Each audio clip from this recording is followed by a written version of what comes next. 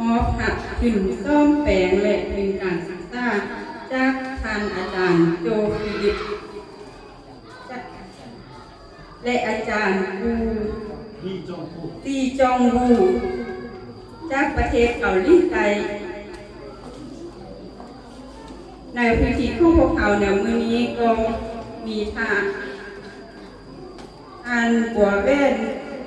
คุณข้าวงกรรมการพรรคเมืองนครหัวหน้าห้องการศึกษาและกีฬานครหลวงพระบางก็ให้เกียรติเข้าร่วมพวดตบมือส่งเสริม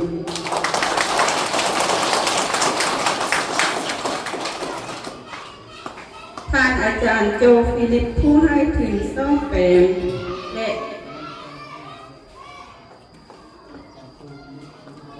อาจารย์โจฟิลิป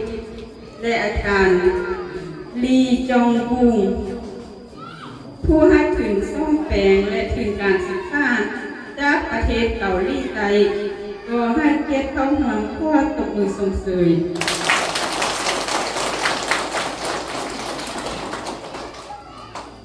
ท่านอาจารย์นิจาผู้ประสานงาน25แรงถึงจากประเทศเกาหลีใต้ก็ให้เกียรติเข้าร่วมพวดตบมือส่งเสริม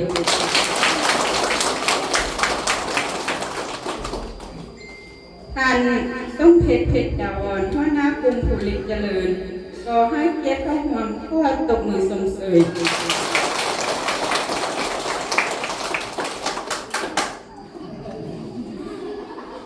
ท่านนุวันวีวางห้องในบ้านบางเงินทั้งเป็นขอสบพร้อมด้วยคณะก็ให้เกียรติเข้าร่วมพวดตบมือส่งเสริมท่านอนุการโรงเรียนปฐมบางเงินตลอดเพิ่มครูอาจารย์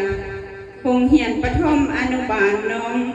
องน้อยนักเรียนก็ให้เกียรติเข้าร่วมพวดตบมือส่งเสริม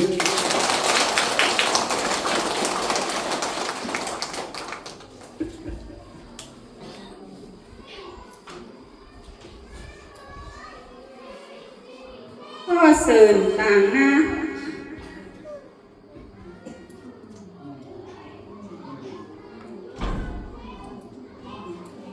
ข้อเสริญต่างหน้าโรงเรียนอนุบาลปฐม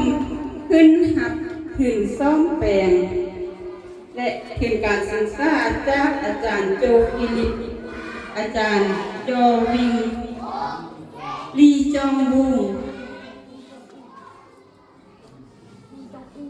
ข้อเรียนเสริญ